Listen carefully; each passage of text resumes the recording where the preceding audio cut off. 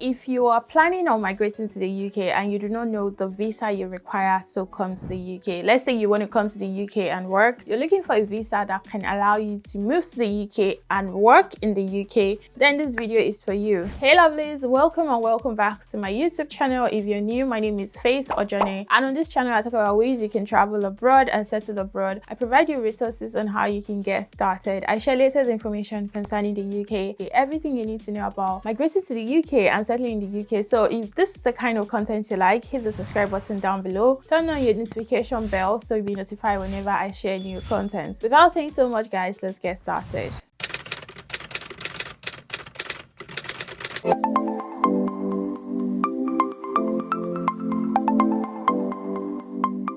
So I've got a lot of questions, emails. Faith, I want to migrate to the UK. What visa can I apply for? What visa allows me to move to the UK? So I'm going to be telling you the visa that allows you to work in the UK, what the requirements you need, and everything you need to be able to apply for this visa. Number one is the skilled worker visa. So job that requires university degrees such as sciences or doctors or many managerial roles or skilled administrative roles, skilled trade such as carpenter or plumber are classified under the skilled worker visa. So if you don't know the roles that are eligible for skilled worker visa, I'm going to leave the link of eligible occupations under the skilled worker visa. So you check if your current occupation is on the list, and if they are on the list, then you can migrate to the UK under the skilled worker visa. What do you require to be able to apply for skilled worker visa? First, you need a job. You must be offered a job from a UK employer that is registered sponsor for this visa. So you need a job in that sector with an employer that have the license to sponsor your visa. Then you need to be paid a minimum salary, which is £26,500 per annum for skilled worker visa. Then you need a proof of English language, so you need to write IELTS, UKVI for work visa. They have student and for work. The visa is valid for up to 5 years, but some employers can either apply for 5 years or they can apply for 3 years. That's to say that you can come on a 3 years visa, and the visa you can still extend it within the UK. You do not need to leave the UK to extend the visa. You can settle on a skilled worker visa.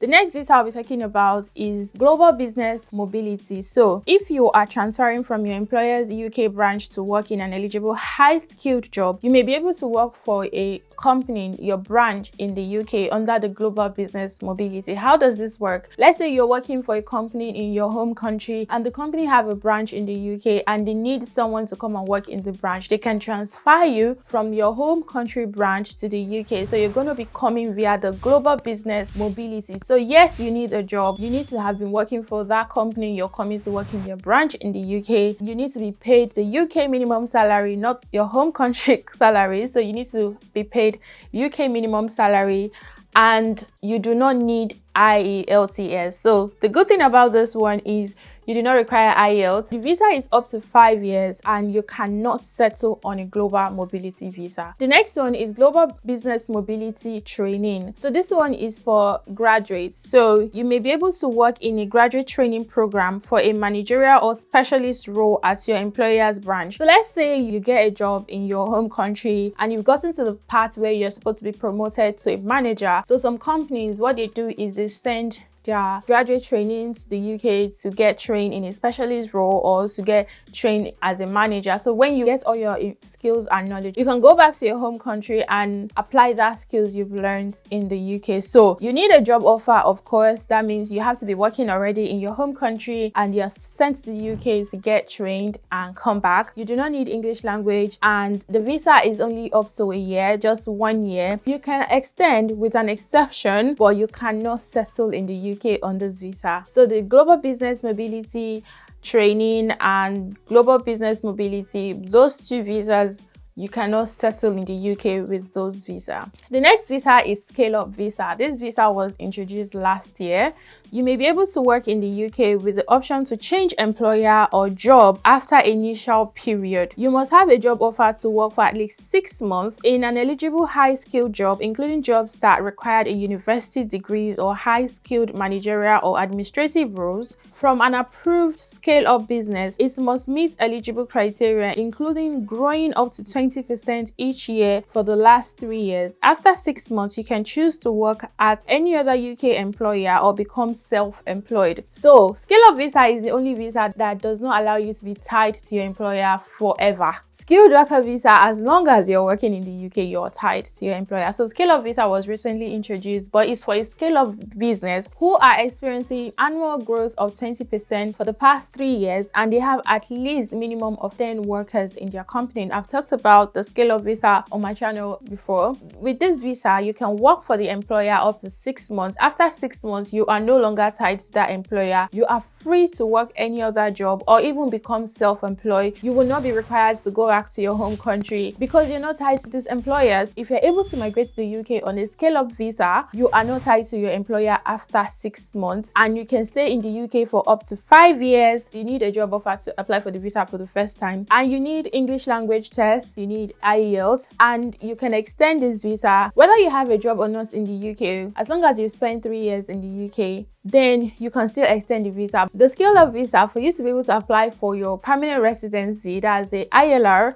there are requirements special for you because they know that this visa is not tied to an employer. So they want to know that you're earning certain amount of money every year for the 5 years period you've been living in the UK. So just because you're not tied to an employer on a scale-up visa does not mean you can just stay in the UK without earning. You have to be working and earning and paying your tax. That is what will count towards your ILR. And yes, you can settle in the UK after 5 years. The next one is the UK Ancestral Visa. So Ancestral Visa, from the name, you know, ancestor, you have an ancestor who has lived in the UK, so you can come to the UK via the UK Ancestral Visa. You may be able to live and work in the UK. You can be employed, self-employed, or a director of a company. To be eligible, you have to have been 17 years of age. You have to prove that one of your grandparents was born in the UK or Channel Island or the Isle of Man. Okay, you do not need a job offer for this visa, which is amazing. Just that you need to have a parent or grandparent who was born in the UK or Channel Island or Isle of Man. You do not need minimum salary requirements because you don't need a job offer,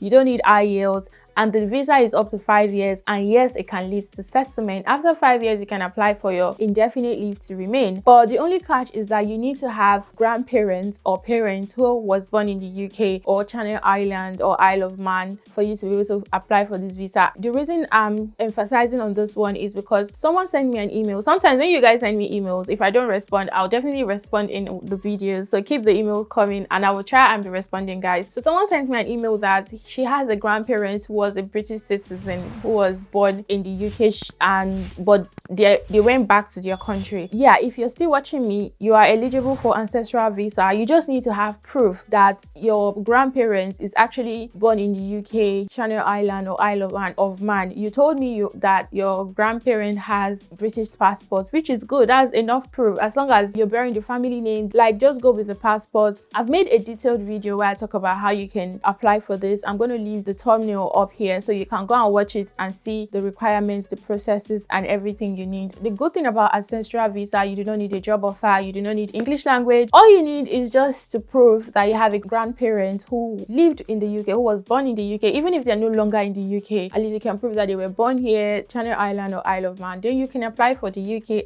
Ancestral Visa. The next one is Charity Worker Visa. Charity Worker Visa, you can come to the UK to work in a charity organization. So that's for volunteers. So if you're in your home country, you would love to come and volunteer in any of the charity organization in the UK that you like, you can apply for the Charity Worker Visa, but you need a job offer from a charity organization. The visa is up to 1 year. You may be able to extend the visa for another 1 year. It depends on the organization and depends on your visa. You cannot settle on this visa. So the Charity Worker Visa is not pathway to settlement, and it's a voluntary work. You're not even supposed to be paid. I've already talked about Charity Worker Visa on this channel. I remember when it was trending, everybody was like, come to the UK, Charity Worker Visa. I was the only one that went against them. I'm like, you cannot, this visa it's not a visa that you can use to migrate to the UK because you can't earn money. You're not supposed to get paid for the job you're doing. So that's the thing, you need to have your own money to take care of yourself in the UK. So the companies can provide you with accommodation and they need to support, but they can't pay you literally. So you're just coming going to work for free. If you love volunteering, you love charity work, then this visa is for you. So yeah, it allows you to work, but you can't get paid. So the next one is the government authorized exchange visa. Is a temporary work visa. Okay, if you're coming from an approved government program, you may be eligible for a temporary work government authorized exchange visa if you take a part in an approved work experience program, research and training program, overseas government language program. So you need to have a job, you need to have a reason that you're coming to the UK. So it has to be like maybe your government back home, they are sending you to the UK to learn something. You do not need a minimum salary requirement, you do not require English language test, and the visa is up to 2 years, and you can extend, it depends on the visa, and you cannot settle on this visa. So this is just like a government official visa that you can come to the UK to partake in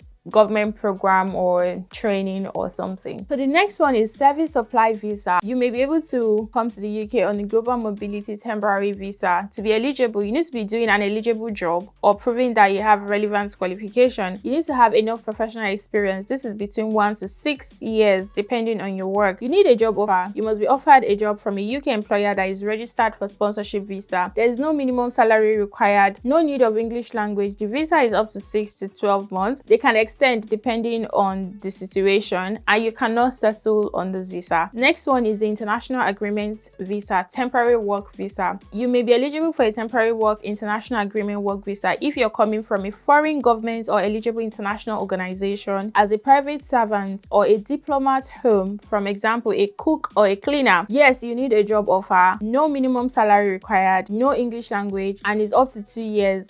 The next one is the secondment visa. The secondment visa is when the company you're working for back home is sending you to the UK for secondment. So to be eligible, your overseas employer must have an eligible contract to the UK organization worth at least 50 million. You have been working for your overseas employer for at least 12 months outside the UK. You are working in an eligible job. Yes, you need a job offer. That's, of course, you need to have been working with your employer back home before you come to the UK. No minimum salary requirements, no English language, and it's for 1 year. Yes, you can extend to up to maximum of 2 years, and you cannot settle in the UK. So I know someone who is currently in the UK on a secondment visa. She's working in a company in Nigeria, but the company sent her to the UK for secondment, I think for up to a year. After 1 year, she's going back to Nigeria. The next one is a high potential individual visa. This visa, you do not need to have a job in the UK. You do not need sponsorship. All you need is to have graduated from a top global universities. So if you graduate from the top global university within the last 5 years, you can apply for the high potential individual visa. You may be able to live and work in the UK. You can be an employee, self-employed, or a director of a company. The eligibility criteria include having qualification from an eligible university in the last 5 years, no job offer needed, no minimum salary requirements. Yes, you need an English language test, and the visa is between 2 to 3 years depending on your qualification. If you have a PhD, you get 3 years. That's to say,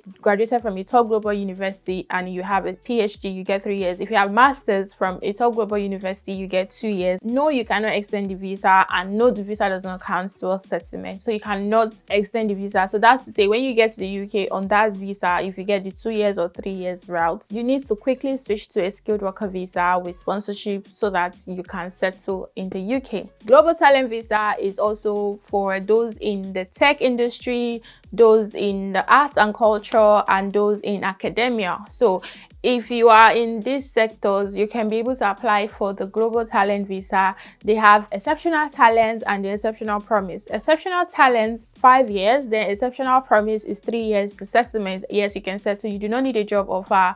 You can just apply and come to the UK, but you need to be working. You need to show that you're working for you to apply for your ILR. So when people ask me what are the eligibility for dependent visa, a dependent visa is not like an excluded visa. It's not like a different visa. Dependent is like you are coming under the main applicant. So you can be a dependent of a global business mobility applicant. You can be a dependent of a skilled worker visa. You can be a dependent of a student visa. You can be a dependent of a global talent visa, a dependent of an essential visa. Dependent means that the main applicant is coming with their wife and kids. So a dependent is only spouse and children. So grandparents, aunt, uncle, cousins, nephew are not your dependents.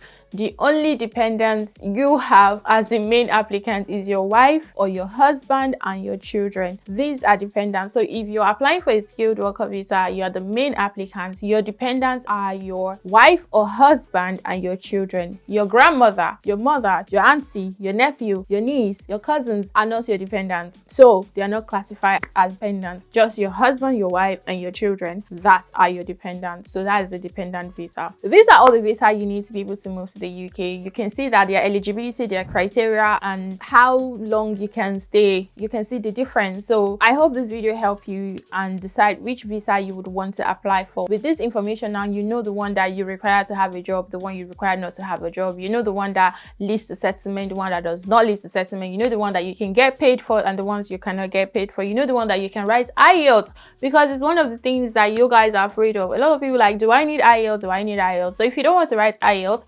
there are visas for you that does not require IELTS. So all you need to do is figure out which visa you think you qualify for, which visa do you think you want to go for, based on the restrictions, the criteria, and everything. Did you meet the criteria? Are you eligible? Do you have all the criteria you need for the visa you want to go for? So I'm going to leave the link to this information down below, so you can go and read it extensively for yourself and see which of the visa you want to go for. So guys, we have come to the end of this video. If this video was helpful, give it a thumbs up, like, share, comment, subscribe. Tell me what you think in the comment section, and guys, I'll see you in my next video. Bye.